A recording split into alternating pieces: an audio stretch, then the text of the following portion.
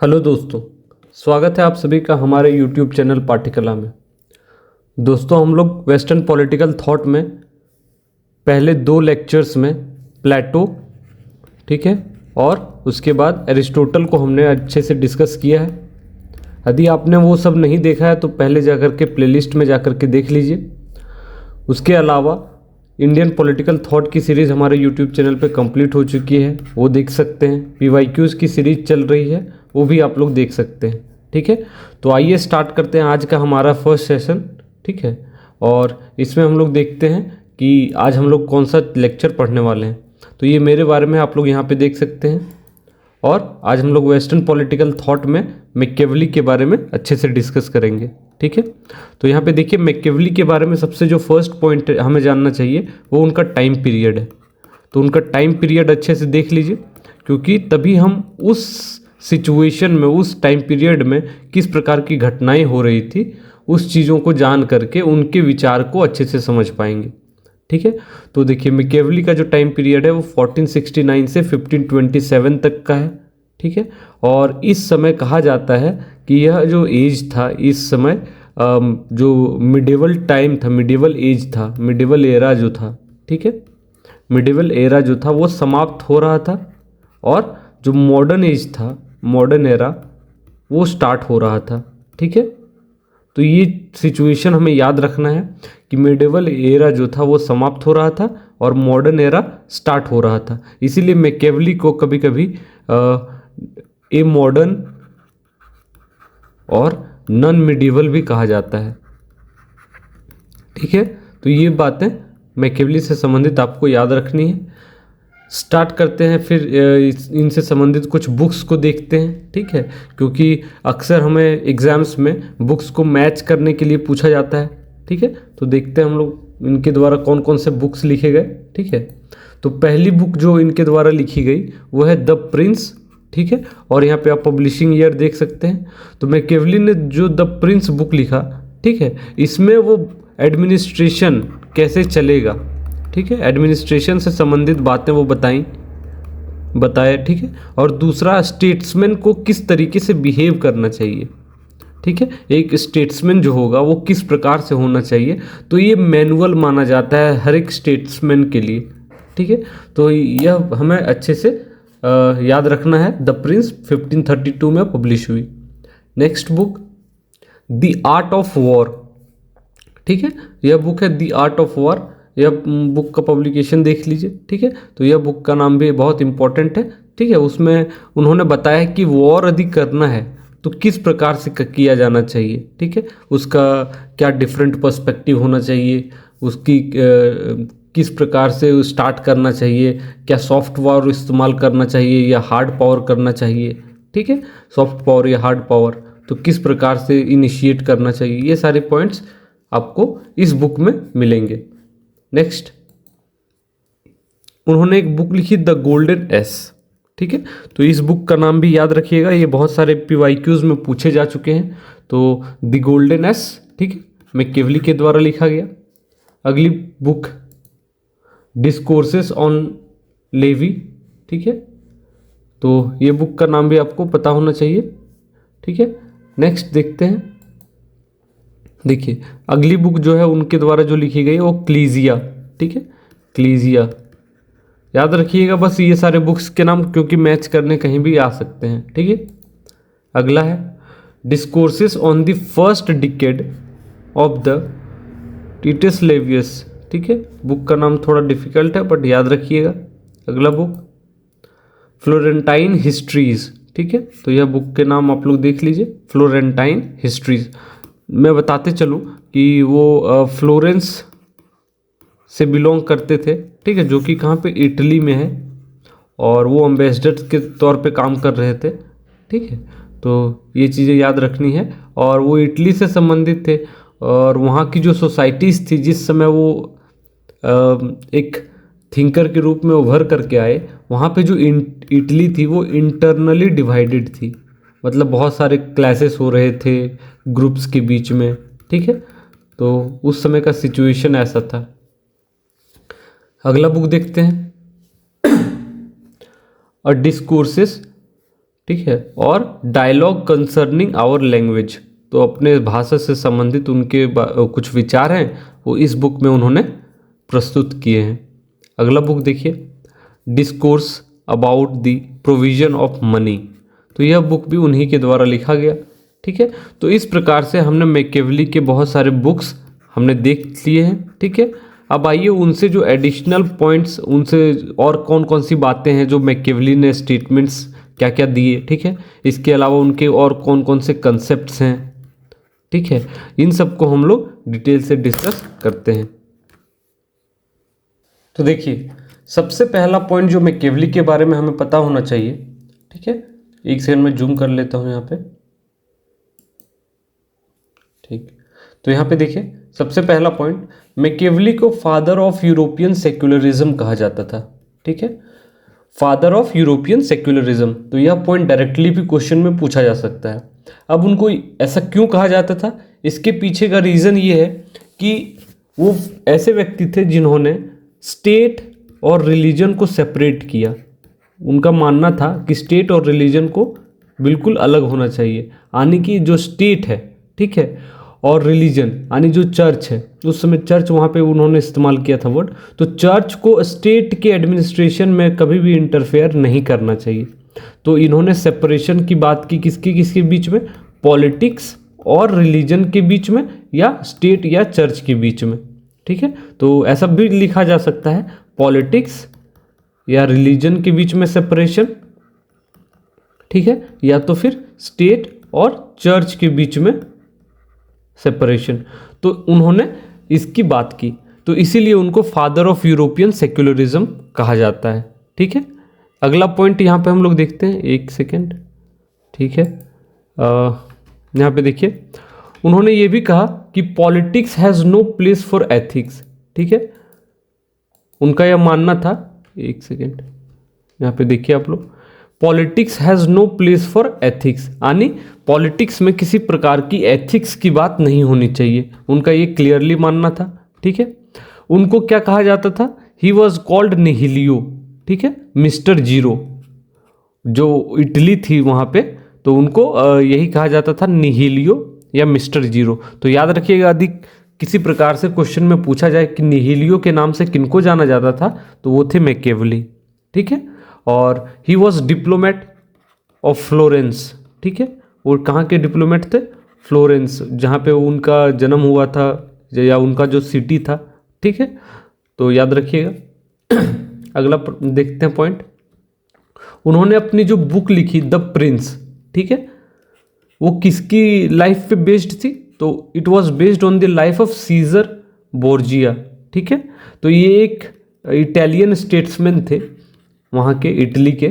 ठीक है, एक एडमिनिस्ट्रेटर थे, स्टेट्समैन, उन पे यह किताब बेस्ड थी। तो वो अपने प्रिंस को इनसे इन्फ्लुएंस्ड चाहते थे, यानी इस प्रकार की पर्सनैलिटी होनी चाहिए थी। तो वो अपना प्रिंस को ढूंढना चाह रहे थे, तो किस प्रकार से होना चाहिए, तो उनका रेफरेंस सीजर बोर्जिया था। ठीक है, तो इन्हीं के लाइफ के ऊपर यह बुक लिखी गई। ठीक है, अगला प्रश्न यहाँ पे, अगला पॉइंट जो है वो ये देखिए, सेबाइन ने, ठीक है, ये एक थिंकर हैं, तो सेबाइन ने उनको क्या कहा, नैरोली डेटेड और नैरोली लोकेटेड। इसका मतलब क्या है कि वो मानते थे कि जो मैकियावेली के जो व्यूज़ हैं, ठीक है, जो उनके विचार हैं, वो शेप्ड हैं बाय जो वहाँ की जो इटली की जो सिचुएशंस प्रिवेल कर रही थी उस समय, उनके अकॉर्डिंग। ठीक है, यानी सेबाइन का कहना था कि जो भी मैकियावेली के ये जो विचार आ रहे हैं कि किस प्रकार से प्रिंस का होना चाहिए, ठीक है, और उनको कौन कौन सी क्वालिटीज़ उसमें होना चाहिए, तो ये सारे जो व्यूज़ हैं वो कहाँ से आ रहे हैं, जो इटली में उस समय की सिचुएशंस थी। ठीक है, उसके अकॉर्डिंग वो उनके व्यूज़ बन रहे हैं।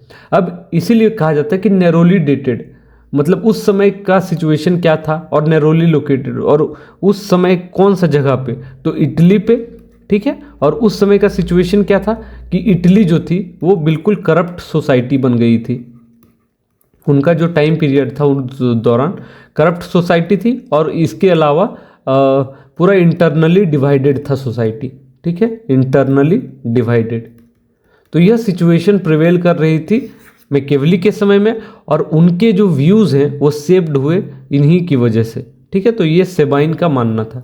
ठीक है, अगला प्रश्न हम लोग यहाँ पे देखते हैं, अगला पॉइंट, सॉरी यहाँ पे देखिए एक सेकेंड, थोड़ा सा,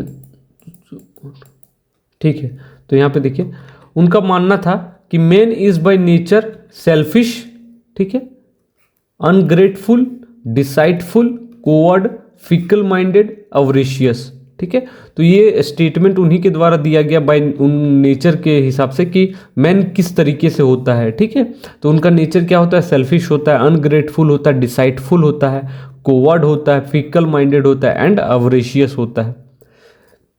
ये स्टेटमेंट उन्होंने तब दिया जब उन्होंने अच्छे से साइकोलॉजी और जो वहाँ की हिस्ट्री है उसको समझा। ठीक है, इसको अच्छे से डिटेल से उन्होंने समझा, उसके बाद उन्होंने ये कंक्लूजन निकाला कि मैन बाय नेचर किस तरीके से होता है, तो सेल्फिश होता है, अनग्रेटफुल होता है, डिसाइटफुल होता है, कोवर्ड, फिकल माइंडेड एंड अवरेशियस होता है। ठीक है, अगला पॉइंट देखिए उनका यह कहना था कि it is better to be feared than to be loved. ठीक है, इसका मतलब है यह अच्छा है कि आपसे लोग डरें, ना कि आपसे लोग ज़्यादा प्यार करें। क्यों? उनका यह कहना था कि जो लोग प्यार करेंगे आपको, ठीक है, तो वो अपने विल पे करेंगे, अपनी इच्छा से करेंगे, लेकिन यदि कोई आपसे डर रहा है तो यह प्रिंस की वजह से डरेंगे, प्रिंस के विल पे डरेंगे। ठीक है, यानी यदि आपसे कोई डर रहा है तो आप में वो क्वालिटीज़ होंगी ना, इसी वजह से वो डर रहे हैं। और यदि वो प्यार करेंगे तो उनको जब मन किया तब प्यार करेंगे, लेकिन डर क्या होता है, वो हमेशा एक तरीके से कंसिस्टेंट होता है यदि वो उसको बना के रखा जाए तो। इसीलिए उनका ये स्टेटमेंट इम्पॉर्टेंट है, याद रखिएगा।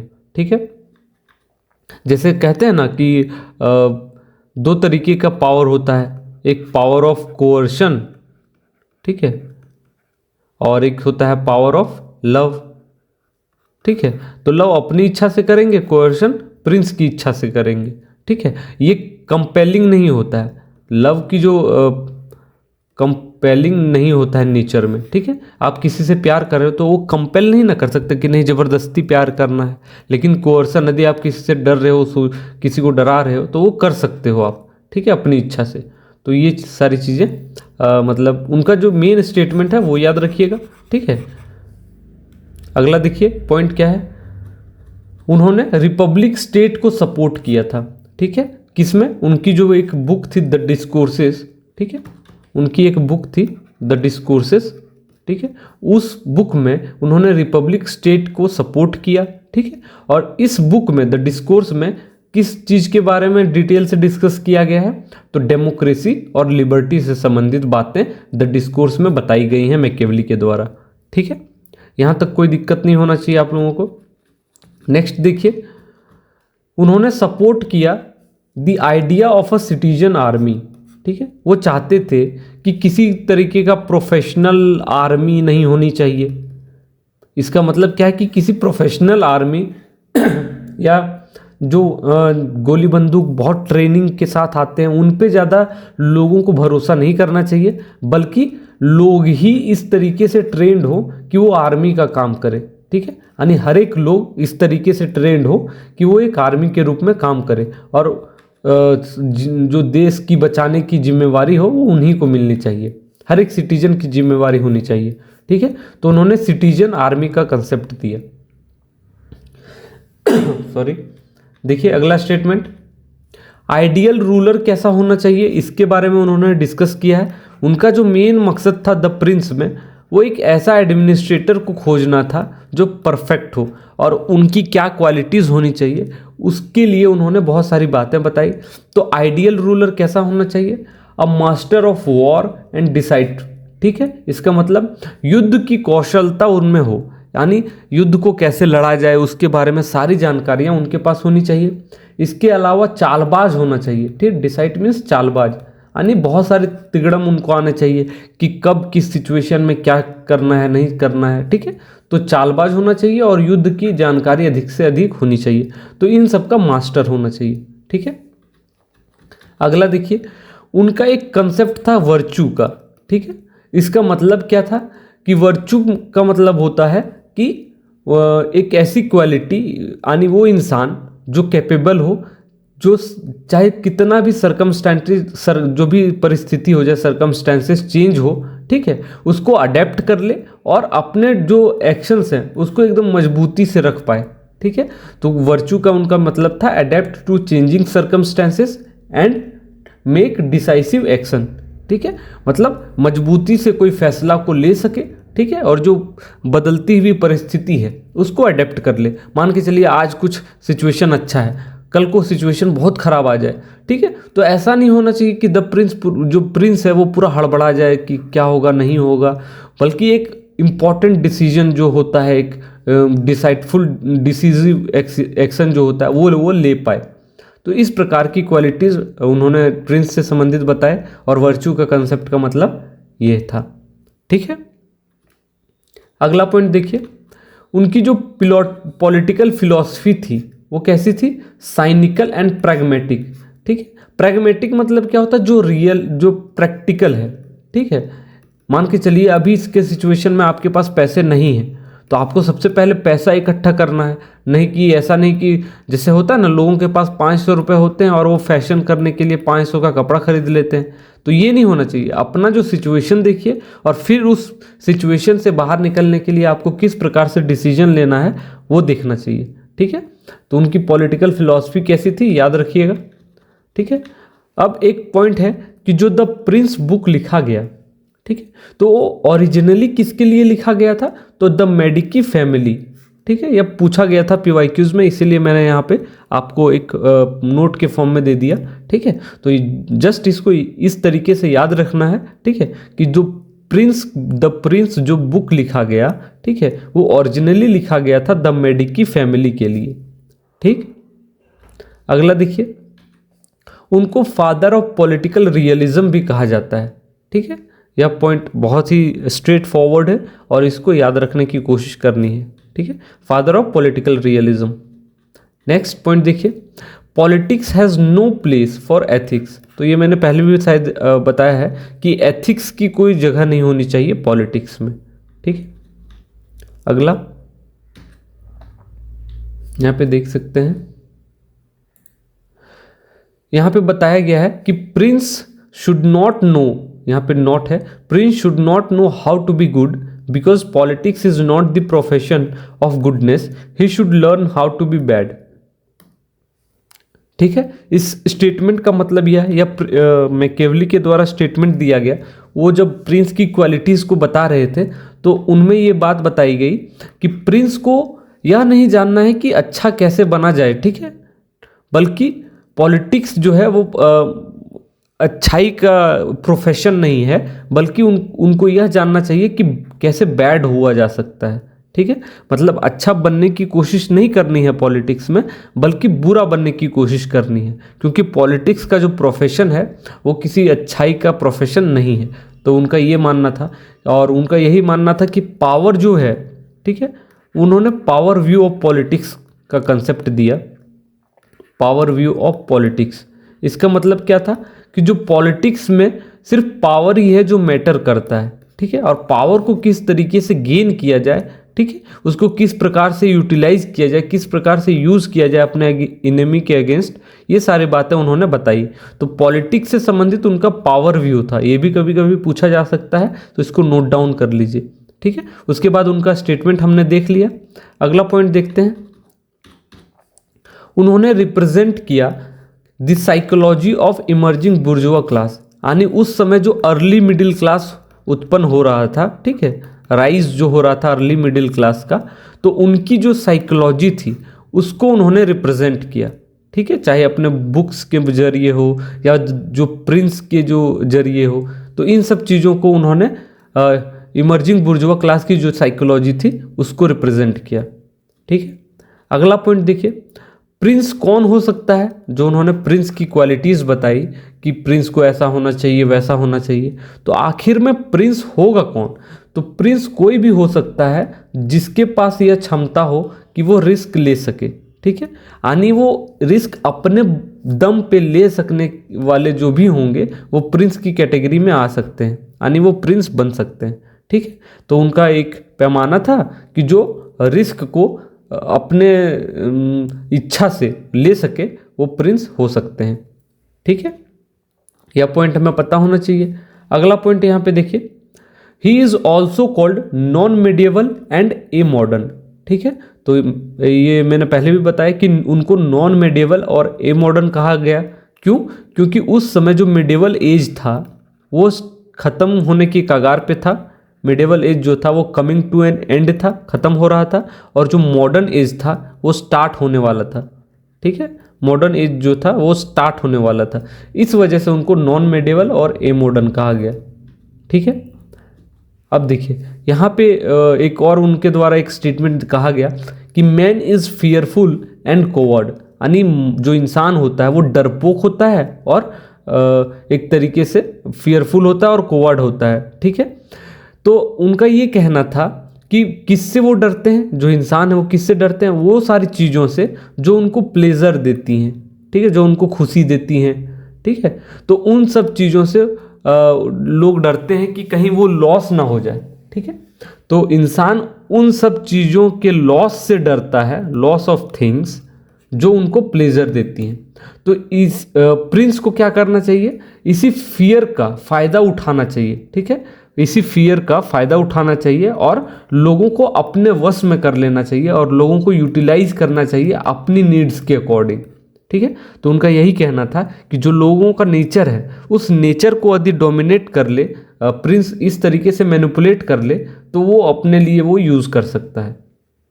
ठीक है, अगला पॉइंट देखिए, उन्होंने ये कहा कि prince has to be both fox and lion. ठीक है, यानी प्रिंस को फॉक्स भी होना चाहिए और लायन भी होना चाहिए। फॉक्स यहाँ पे किसको दिखाता है, इंटेलिजेंस को। ठीक है, लोमड़ी जो होती है वो चालाक होती है, और लायन कैसा होता है, उनको बहुत ज़्यादा स्ट्रेंथ होती है उसमें। तो लायन और फॉक्स दोनों का कॉम्बिनेशन होना चाहिए, यानी जब इस्तेमाल करने का बारी आए तो उनमें ये क्वालिटीज़ हो कि वो चालाकी दिखा सके। ठीक है ना, और स्ट्रेंथ मतलब ऐसा डिसीजन ले सके, एक इम्पॉर्टेंट डिसीजन जो एकदम खतरनाक डिसीजन हो, उस प्रकार का डिसीजन ले सके। ठीक है, तो ये उनका कहना था। उसके बाद पावर को कैसे इस्तेमाल करना है अपने एनिमी के अगेंस्ट में, उनके लिए इस चीज़ को लेकर के उनका एक मानना था कि सबसे पहले हमें सॉफ्ट पावर का इस्तेमाल करना चाहिए, यानी यह समझाना चाहिए कि ऐसा है वैसा है। सॉफ्ट पावर जो होता है ना, जैसे सॉफ्ट पावर आज के समय में क्या है, कल्चर हो गया, बॉलीवुड मूवीज़ हो गया।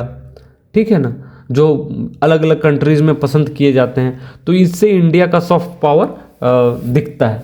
ठीक है, तो उनका यही कहना था कि सबसे पहले प्रिंस को सॉफ्ट पावर का इस्तेमाल करना चाहिए, बट यदि वो कारगर साबित ना हो और यदि नीड इस तरीके से हो तो हार्ड पावर को इस्तेमाल करने से भी प्रिंस को नहीं रुकना चाहिए। यानी पहले आप सॉफ्ट पावर का इस्तेमाल करो, यदि काम आपका नहीं बन रहा है तो फिर हार्ड पावर का इस्तेमाल करो। ठीक है, और पावर का जो हार्ड पावर जब इस्तेमाल करो तो उसकी जो क्वांटिटी है या फिर बोलेंगे उसका जो अमाउंट है वो इतना ज़्यादा होना चाहिए कि आपकी जो एनिमी है उसके पास कोई शक्ति ना बचे कि वो आपको रिटेलिएट कर सके।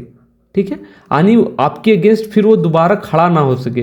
तो इतनी ज़्यादा पावर का इस्तेमाल करनी है कि आप अपने दुश्मनों को निस्तनाबूद कर दो, मतलब पूरी तरीके से कंप्लीटली डिस्ट्रॉय कर दो और वो खड़ा ना हो सके आपके अगेंस्ट दोबारा। ठीक है, तो उनका ये मानना था। अगला पॉइंट यहाँ पे देख सकते हैं, in politics and justify the means. ठीक है, इसका मतलब है कि पॉलिटिक्स में जो है अंतिम जो लक्ष्य होता है, ठीक है, वो ज़्यादा मैटर करता है, ना कि आप किस रास्ते से उसको अचीव किए हैं। उनका यही ये मानना था कि यदि प्रिंस ने कोई डिसीजन लिया, ठीक है, प्रिंस के द्वारा किसी प्रकार का डिसीजन लिया गया, ठीक है, तो यदि वो सही है, यदि वो अपने कंक्लूजन तक पहुंच गया, अपने फाइनल रिजल्ट तक, ठीक है, तो कोई उससे ये सवाल नहीं पूछेगा कि आपने गलत रास्ता क्यों अपनाया। ठीक है, वहीं गांधी जी का ये मानना था कि नहीं, यदि आप बबूल का पेड़ रोपेंगे तो गुलाब का फूल कहाँ से मिलेगा। उनका कहना था कि यदि आप मीन्स सही रखेंगे तो आपको एंड्स हमेशा सही मिलेगा। ये गांधी जी का कहना था। ठीक है, तो देखिए नेक्स्ट पॉइंट क्या है यहाँ पे। देखिए, religion should not use Prince, Prince can use religion. इसका मतलब है जब मैकियावेली बता रहे थे कि क्या क्या क्वालिटीज़ होने चाहिए प्रिंस के पास, ठीक है, तो प्रिंस ने कहा कि मैकियावेली ने ये कहा कि जो प्रिंस होगा, ठीक है, उसको कभी भी नॉन रिलीजियस नहीं दिखना है पब्लिक में, ठीक है, यानी धार्मिकता दिखानी है पब्लिक में। मतलब ऐसा होता है ना कि कुछ लोग होते हैं नास्तिक होते हैं और वो ओपनली सबको शो करते हैं, लेकिन प्रिंस को ऐसा नहीं होना चाहिए। प्रिंस भले ही भगवान पे बिलीव ना करे, रिलीजन पे बिलीव ना करे, ठीक है, लेकिन पब्लिकली उसको लोगों को दिखाना है कि वो रिलीजन पे बिलीव करता है, ठीक है। तो उसी को लेकर के यहाँ पे मैकियावेली ने ये कहा कि रिलीजन जो है, ठीक है, उसको प्रिंस इस तरीके से मैनिपुलेट करे कि वो अपने यूज़ का वो हो सके। तो प्रिंस को रिलीजन को यूज़ करना है, ठीक है, अपने फ़ायदे के लिए। तो ये उनका स्टेटमेंट है, आप लोग ध्यान में रखिएगा। अगला पॉइंट यहाँ पे देखिए, what ever Prince does do with a lot of pump and show, यानी जो भी प्रिंस करेगा वो कहते हैं ना ढोल नगाड़े के साथ करता है, यानी पूरा जो भी होगा हर तरीके से कॉन्फिडेंस से कोई भी काम करेगा, ठीक है, बिना डर के हर तरीके से अच्छे से काम करेगा, ठीक है। मतलब कोई भी काम उसे करना हो तो वो डिसीजन लेगा तो एकदम निश्चित हो करके लेगा, ठीक है, तो उस तरीके से। नेक्स्ट यहाँ है देखिए, प्रिंस यदि सपोज किसी समय में गलत समय फेस कर रहा है, यानी उसका कोई गलत समय चल रहा है, उसका समय अच्छा नहीं चल रहा है, ठीक है, तो वो अपने फॉर्चून यहाँ का कहने का मतलब है लक, ठीक है, लक, ठीक है। तो अधिक प्रिंस का खराब समय चल रहा है तो वो अपने लक को अपने फेवर में बदल सकता है विथ करेज, ठीक है। लेकिन उनका कंडीशन था, मैकियावेली का ये कहना था कि यदि किसी प्रिंस के पास करेज है, ठीक है, तो भले ही प्रिंस का गलत समय चल रहा हो, खराब समय चल रहा हो, खराब सिचुएशन हो, वो करेज से यदि डिसीजन लेता है तो वो अपने बैड लक को गुड लक में कन्वर्ट कर सकता है। तो यह प्रिंस के बारे में उन्होंने एक बात कही, ठीक है।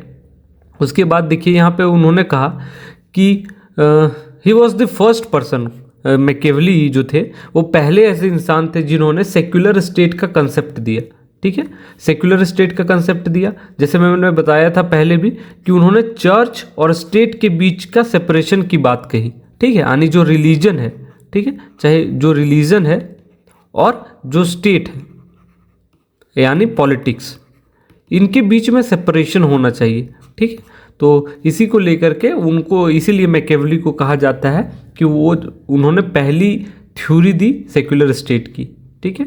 उसके बाद उन्होंने इंट्रोड्यूस्ड किया किसको, ट्रेडिशन ऑफ रियल पॉलिटिक को, ठीक है। रियल पॉलिटिक मतलब जो प्रैग्मेटिक हो, ठीक है, जो प्रैक्टिकल हो, जो वास्तविक सिचुएशन में जो काम आए, ठीक है। तो रियल पॉलिटिक के ट्रेडिशन को इंट्रोड्यूस करने का जो श्रेय दिया जाता है वो मैकियावेली को दिया जाता है, ठीक है। तो मैकियावेली से संबंधित आपको इतने सारे पॉइंट्स, एक्स्ट्रा एडिशनल पॉइंट्स मैंने बताए जो कि एग्जाम्स में पूछे जा सकते हैं, ठीक है। इसके अलावा जैसे मैंने बहुत सारे कंसेप्ट्स आपको बताए, ठीक है, मैकियावेली ने जो दिए, उसके बाद उनके जो स्टेटमेंट्स हैं वो बताए, फिर बुक्स बताए, ठीक है, और बुक्स में कौन कौन से बुक्स किससे रिलेटेड हैं। तो यही सारे क्वेश्चंस जो हैं वो आपके नेट एग्जाम्स में, CUET एग्जाम्स में पूछे जाते हैं, ठीक है। तो इन सब चीज़ों को आप लोग अच्छे से याद कर लीजिए, अच्छे से नोट डाउन कर लीजिए, ठीक है, और इसको समय समय पे रिवाइज करते जाइए, ठीक है। बाकी सारे पॉइंट्स को आप अच्छे से ध्यान रखिएगा, उनके बुक्स वगैरह, ठीक है। तो यहाँ पे देख सकते हैं हम लोगों ने पॉलिटिक्स, प्रिंस, उनके जो पॉलिटिकल रियलिज्म है, पॉलिटिकल फिलॉसफी, ठीक है, सारी चीज़ों को अच्छे से हमने डिस्कस किया है, ठीक है। तो इसी प्रकार से हमारा लेक्चर जो है वो वेस्टर्न पॉलिटिकल थॉट पे इसी तरीके से, जैसे मैकियावेली को डिस्कस किया, प्लेटो को डिस्कस किया, एरिस्टोटल को डिस्कस किया, तो अगला जो हमारा वीडियो होगा वो हॉब्स के ऊपर होगा, ठीक है। और इनके बारे में हम वैसे ही अच्छे से जानेंगे, इनके बुक्स, ठीक है, इनके स्टेटमेंट्स, इनके कंसेप्ट्स को अच्छे से डिस्कस करेंगे। तो आपसे आशा है कि हमारे चैनल को आप सब्सक्राइब कर दीजिए, ठीक है, और रेगुलरली फॉलो करते रहिए। यहाँ पे आपको नेट और CUET से संबंधित कंटेंट आपको उपलब्ध कराए जाएंगे, ठीक है, और वो आपके एग्ज़ाम्स में बहुत ज़्यादा यूज़फुल होने वाले हैं। तो ठीक है, आप हमारे वीडियोज़ को कंटिन्यू देख रहे हैं, उसके लिए आप सभी का बहुत बहुत धन्यवाद। Thank you.